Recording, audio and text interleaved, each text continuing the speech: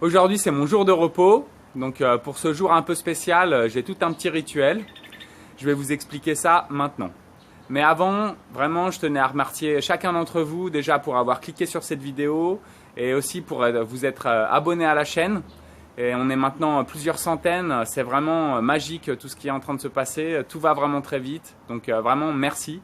Donc si vous n'êtes pas encore abonné, je vous invite à vous abonner et à cliquer sur la petite cloche de notification. Comme ça, vous allez rater aucune de mes prochaines vidéos. Maintenant, je vais vous expliquer tout mon petit rituel. Donc pour cette journée de repos, en fait, je vais faire un jeûne intermittent. Donc qu'est-ce que c'est le jeûne intermittent? Eh ben, vous avez votre repas donc le vendredi et vous allez remanger que le lendemain autour de 16 h, on va dire, ou dans l'après-midi. Donc ça va permettre à votre organisme de se reposer. Ça va vous permettre en fait de vous régénérer. Donc vous allez laisser le temps à tout votre système d'emmagasiner et de digérer et de vraiment faire le tri avec tout ce que vous lui avez mis dans la gueule pendant une semaine.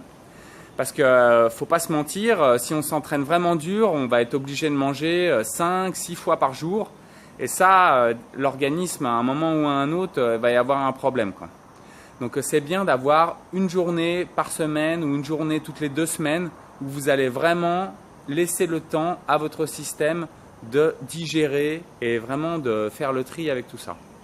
Donc ça, c'est mon premier rituel. Le deuxième, c'est vraiment, je suis obligé d'aller au massage ou aller voir le kiné, l'ostéo. Et ça, c'est pour qu'ils me remettent tout en place, pour vraiment qu'ils me relâchent, qu'ils me relaxent musculairement et qu'ils me fassent relâcher la pression, quoi. Et ça, vraiment, je vous conseille de mettre ça en place dans votre planning parce qu'il n'y a pas d'autre choix, quoi. Vraiment, si on s'entraîne vraiment dur, on a besoin en fait de faire de la prévention aux blessures. Il ne faut pas attendre d'avoir une blessure pour faire un traitement. C'est mieux en fait de faire tout ça préalablement et parce que notre objectif, c'est de faire ça dans la durée, quoi, d'être un champion dans la durée. Sinon, ça rime à rien, quoi. L'important, c'est pas de briller, c'est de durer, comme disait un grand philosophe. Donc je vous propose de mettre ça en place. Dites-moi dans les commentaires ce que vous préférez, l'ostéo, le kiné, le massage, si le jeûne intermittent vous connaissez. Et je vous propose aussi pour votre journée de break vraiment de faire des choses qui n'ont rien à voir avec la musculation, avec le judo, avec les arts martiaux, avec tout ça, quoi. Donc ce qu'il faut faire, allez vous balader, sortez vraiment, mangez des choses qui vous font plaisir sans vraiment tout déglinguer, quoi. Et puis aussi, faites-vous des petits plaisirs. Si vous aimez, je sais pas, aller faire un peu de shopping, aller acheter 2-3 trucs, faites-vous plaisir. Il faut que cette journée vraiment, elle soit spéciale pour vous et que ça soit un cadeau après tous les efforts que vous avez mis en place dans la semaine, quoi. Et n'oubliez pas que l'entraînement reprend dès le lendemain matin pour ne rien lâcher parce qu'il faut faire la différence. Et la préparation, c'est maintenant que ça se fait, quoi. Et il y a aussi une règle du coup qu'il faut s'appliquer. En fait, il ne faut pas compter sur la chance. La chance, il faut la laisser aux amateurs. Donc il faut tout préparer, tout planifier, tout organiser, tout vraiment visualiser pour qu'on ne laisse aucune place à la chance. Donc je vous laisse mettre tout ça en place. Dites-moi quel est votre prépa dans les commentaires, comment vous voyez les choses, comment vous vous organisez. Et la journée continue. Merci. Là, je sors de la thérapeute. Putain, c'était intensité maximum. Je me suis endormi, j'ai même oublié où est-ce que j'étais quand elle m'a réveillé. Putain, abuse. Alors, qu'on soit bien clair, le jeûne intermittent, ça ne veut pas dire manger moins. Ça veut juste dire, en fait, décaler ses repas, de manière à laisser le temps à son organisme donc, de traiter tout ce qu'il a mangé dernièrement. Donc en gros, vous allez sauter le petit-déj et après le lunch, le déjeuner. Et là, vous allez pouvoir après manger, donc entre l'après-midi et le soir, toutes vos calories que vous auriez pu manger sur la journée. Donc je vais vous montrer ça. Donc là, pour mon petit-déj de milieu de l'après-midi, j'ai mes blancs d'œufs avec des pois chiches, du fruit du dragon. Et là, j'ai donc les pancakes super protéinés. Donc, j'ai pas remis les noix parce que là, j'en ai déjà dedans. Et puis là, jus de citron turmeric. Et puis mes 2 thés, gingembre et thé vert. On est au bon.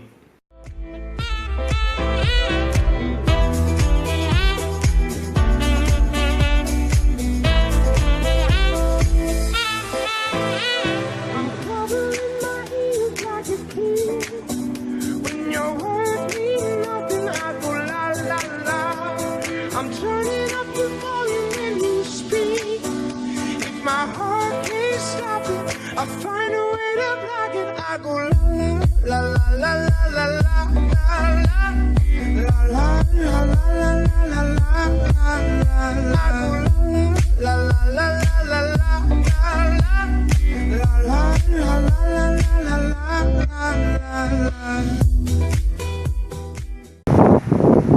Alors, petit pique-nique à la plage. On a du kiwi avec de l'ananas, de la pastèque, de la courge, poivron avec du poulet. Et là, on est pas mal. Il n'y a pas trop de monde aujourd'hui, donc ça va, ça devrait aller quoi. Alors, on arrive dans un petit marché local, pas très loin de là où j'habite. Il y a pas mal de trucs à regarder, donc autant de choses à bouffer que des vêtements ou des conneries comme ça. On va voir ce qu'ils ont. Alors là, on est déjà dans le coin des second hand, c'est-à-dire des vêtements d'occasion. Putain, il y a des trucs à 20 bahts, genre à 50 centimes, t'as le t-shirt, le polo ou même la jupe, quoi. C'est impressionnant. C'est très très local, il n'y a pas trop de touristes comme on est en basse saison. Et que là c'est la saison de la pluie. Là on a de la chance, il ne pleut pas aujourd'hui.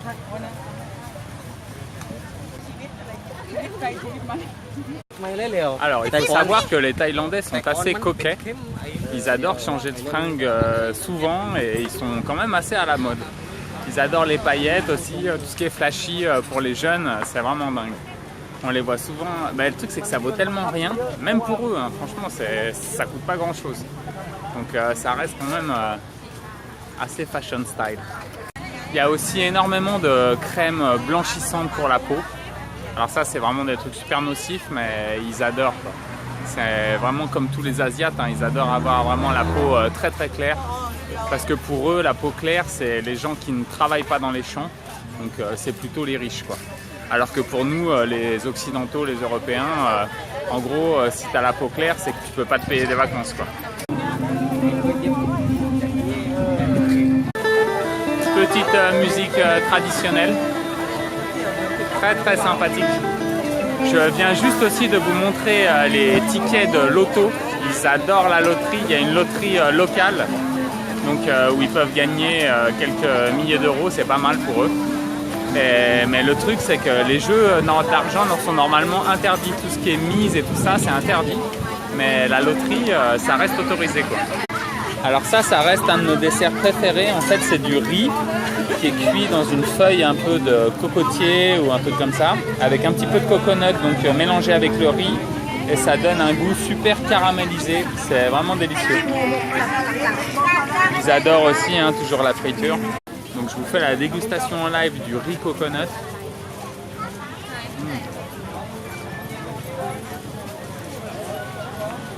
C'est tellement bon.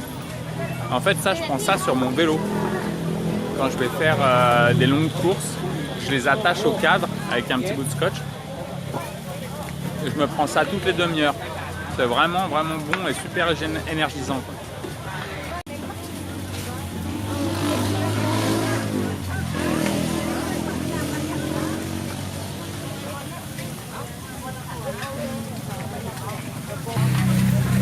Alors ça, on adore ça.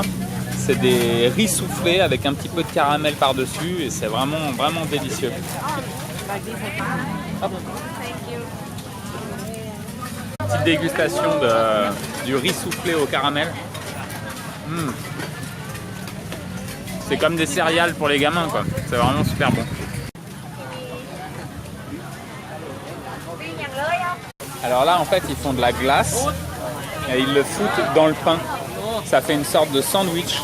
Et après, ils mettent des petites cacahuètes dessus, du maïs. Et c'est vraiment pas mal. Donc là, c'est la cuisine au wok. Olé.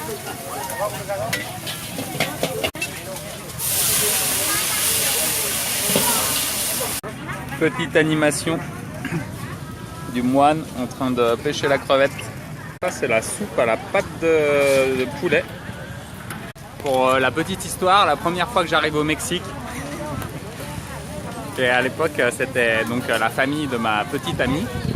Donc j'arrive dans la famille de la petite amie et sa mère me fait une soupe à la pâte de poulet. C'était pour être sûr que je revienne pas. Alors ça, c'est sûr que vous connaissez pas, les brochettes des œufs. Le barbecue, et pour être sûr qu'ils prennent, on met carrément le ventilateur dessus, quoi.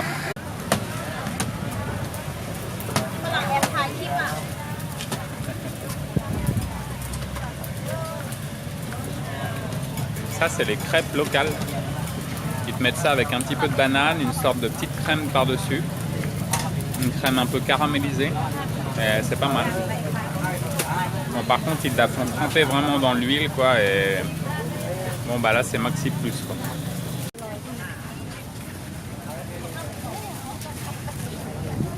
Des petites crêpes. Ça, c'est des petits ananas. Ils adorent ça. Ils disent que c'est meilleur que les gros, mais moi, je trouve pas. Ça, c'est des petites couronnes de fleurs, soit qu'on offre aux moines le matin, ou soit qu'on met au rétroviseur dans sa voiture. C'est assez joli. Ça sent pas énorme, mais c'est assez coloré, c'est joli. Là, c'est carrément les beignets juste de riz, quoi. Énorme. Là, on est dans le coin un peu des antiquités. Ça, ils adorent les amulettes et ils les portent carrément au cou. Des grosses amulettes comme ça qui font à peu près 3-4 cm sur 2-3 cm. Ça fait vraiment énorme, quoi. Là, il y a même un stand de lessive où on fait la démonstration en live. Je prends la démonstration en live de la lessive sur le marché, ça me fait direct penser aux inconnus, là. Je crois que c'est dans les trois frères, là. Et c'est le Mimi, et c'est le Rara, et c'est le Miracle.